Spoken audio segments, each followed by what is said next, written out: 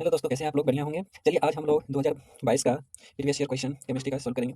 आपको जितना अच्छा प्रैक्टिस रहेगा प्रीवियस ईयर क्वेश्चन, उतने अच्छे से आप क्वेश्चन बना के आओगे नीट में। तो चलिए स्टार्ट करते हैं। सबसे पहला क्वेश्चन है हम लोग का, match the list first and list second. तो आपका यहाँ पे लिस्ट फर्स्ट पहला और सेकंड दिया हुआ है, ठीक ना। तो यहाँ पे एक क्वांटम नंबर है, एक ऑर्बिटल। यहाँ पे क्वांटम नंबर का वैल्यू दिया हुआ है और यहाँ पे आपको ऑर्बिटल दिया हुआ है। तो ये एक दूसरे से मैच करवाना है आपको। तो सबसे पहले हम लोग बेसिक जानते हैं, एस सब सेल के लिए एल का वैल्यू जो होता है वो कितना होता है, 0। पी सब सेल के लिए जो होता है एल का वैल्यू कितना होता है, 1। और डी सब सेल के लिए एल का वैल्यू जो होता है आपको कितना होता है, 2। तो एफ के लिए 3 एंड सो ऑन, इसी तरह होगा।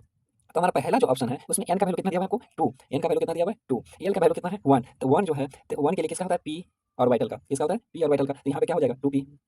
यहाँ पे देखिए इसमें बता रहा है कि मतलब एन का वैल्यू कितना है, 3 है, और एल का वैल्यू कितना है, 2 है। तो एल का वैल्यू 3 और एल 2 किसके लिए होता है, डी सब सेल के लिए होता है। तो 3d हो गया। यहाँ पे सी में एन का वैल्यू कितना है, 3 लिख लीजिए। तो एल का वैल्यू कितना है, 0। तो 3s हो जाएगा। एस किसके लिए, एस का वैल्यू जो होता है इसमें 0 होता है एल का। फिर देखिए डी ऑप्शन में, डी में कह रहा है कि एन का वैल्यू कितना है, 2 है, और यस का वैल्यू कितना है, एल का वैल्यू कितना है, 0। तो यस हो जाएगा। तो मेरा ऑप्शन इज द, पहले मैच कर लेते हैं। पहला का गया आपको कितना, थर्ड गया। सेकंड का कितना गया, फोर्थ गया आपका ऑप्शन। और डी का गया आपका सी का आपको सेकंड, और डी का पहला। तो मेरा ऑप्शन इज द फर्स्ट सही है। यहाँ पे 2 यस होगा, ठीक ना। यहाँ पे 3s नहीं होगा, ये ध्यान रखना है। चलिए नेक्स्ट क्वेश्चन की ओर हम लोग करते हैं। नेक्स्ट क्वेश्चन है, द डेंसिटी दिया हुआ है आपको 2.15 gram and the mass, then mass कितना होगा, कितना एमएल में, 2.5 ml of solution is the correct significance in the figure. तो हम लोग जानते हैं निकालने के लिए डेंसिटी बराबर क्या होता है, डेंसिटी बराबर आपको फॉर्मूला होता है क्या, मास बाय वॉल्यूम। सब जानते हैं क्या होता है, वॉल्यूम।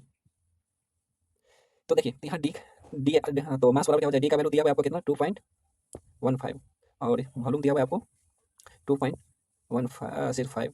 तो हम लिख सकते हैं मास बराबर फॉर्मूला डी इंटू बी, ठीक। अब डी का वैल्यू कितना है, 2.15, और वॉल्यूम कितना है, 2.5। इसका जो मल्टीप्लाई करके जो आंसर आएगा वो आएगा 5.375 के आसपास। इसका आप कर लीजिएगा। इसका इतना 3 option is the correct answer. चलिए नेक्स्ट क्वेश्चन में आपको एसर्शन दिया हुआ है, एसर्शन दिया हुआ है और रीजन दिया हुआ है।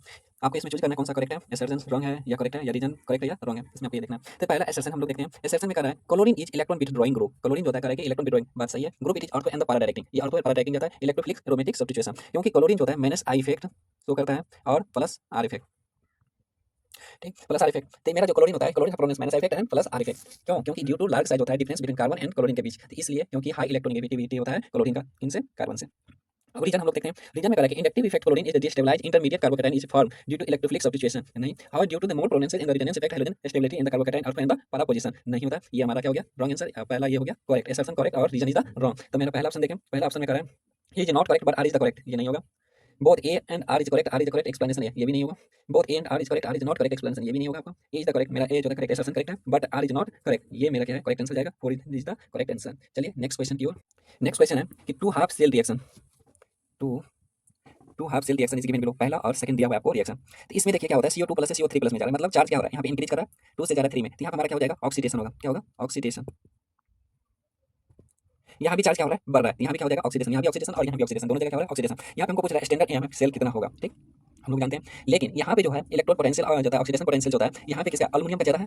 Aluminium is more then, aluminium का क्या है, ज़्यादा है। इलेक्ट्रॉन पोटेंशियल जो होता है aluminium is more than CO2 plus, CO2 plus का अल्युमिनियम का क्या है, ज़्यादा है। तो will be oxidise at kite for CO3 plus, यानी कि काइट पर चल जाएगा, CO3 प्लस विल रिड्यूस। तो ई नॉट सेल हम क्या करेंगे, यदि ई नॉट सेल निकालना है, सेल बराबर हो जाएगा आपको ई नॉट सेल काइथोड, काइथोड का reduction potential minus E not anode,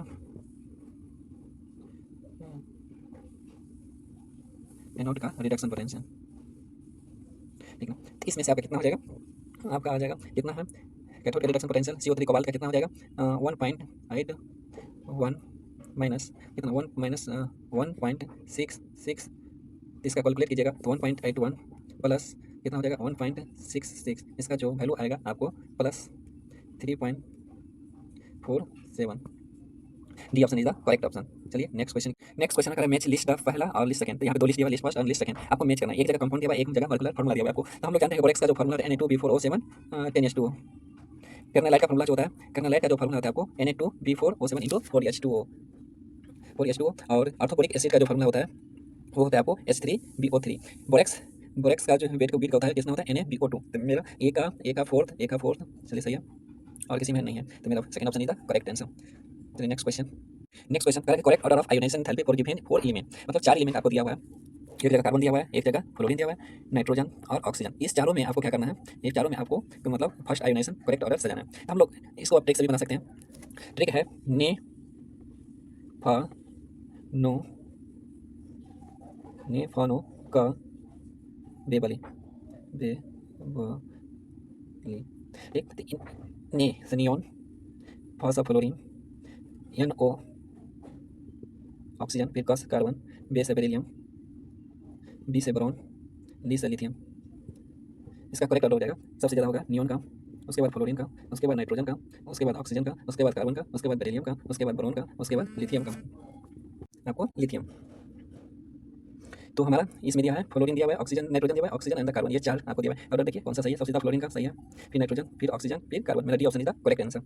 और आप इसको जो है जनरली जो होता है मतलब ऐसे भी कर सकते हैं, ड्यू टू जो होता है मोर हाफ फील्ड जितना भी होता है वो ज़्यादा इलेक्ट्रॉन का जो होता है क्या होता है, फर्स्ट आयोनाइजेशन एनर्जी ज़्यादा होता है। आप ऐसे करके भी निकाल सकते हैं, इलेक्ट्रॉनिक कॉन्फिगरेशन करके 1:2 2 6 ऐसे करके, जिसमें हाफ फील्ड आएगा उसका फर्स्ट आयोनाइजेशन एनर्जी क्या होगा, ज़्यादा होगा। चलिए नेक्स्ट क्वेश्चन की ओर हम। तो नेक्स्ट क्वेश्चन है आपका लिस्ट, इसमें भी आपको लिस्ट दिया हुआ है, ठीक है ना। पहला लिस्ट से सेकंड लिस्ट को क्या करना है, मैच करना है, पहला लिस्ट और सेकंड लिस्ट में।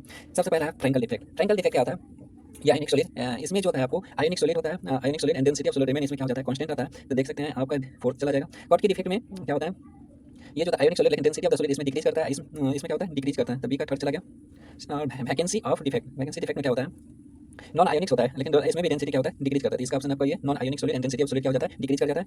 और इंडस्ट्रियल डिफेक्ट इसका सेकंड जाएगा, non ionic solid and density of the solid is the increases. तो मेरा पहला यानी कि ए का फोर्थ, देखो किसमें किसमें, इसमें है और इसमें है। बी का क्या है, थर्ड है, तो इसमें बी का थर्ड सही है। फिर अगला अगला ऑप्शन वैकेंसी डिफेक्ट, तो सी का पहला, तो इसमें सी का क्या है, थर्ड, सी का सेकंड है, इसमें क्या पहला। तो मेरा करेक्ट आंसर इज द पहला, ये रंग हो जाएगा।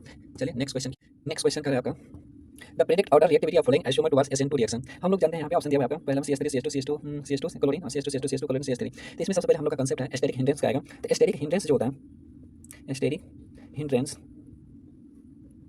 इनवर्सली प्रोपोर्शनल होता है रिएक्टिविटी का, किसका, रिएक्टिविटी का क्या होता है, इनवर्सली प्रोपोर्शनल होता है।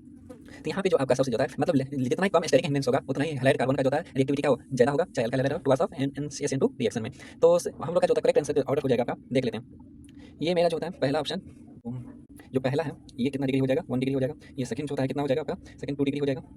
क्यों, क्योंकि यहाँ पे देखिए CH3, यहाँ पे CH3 क्लोरीन लग जाएगा, तो ये 2 क्लोरीन आ जाएगा, ऐसे आपका क्लोरीन ब्रांच बन जाएगा। सी इधर क्लोरीन, इधर क्लोरीन है, इधर भी आपको क्लोरीन, इधर कार्बन, इधर CH3,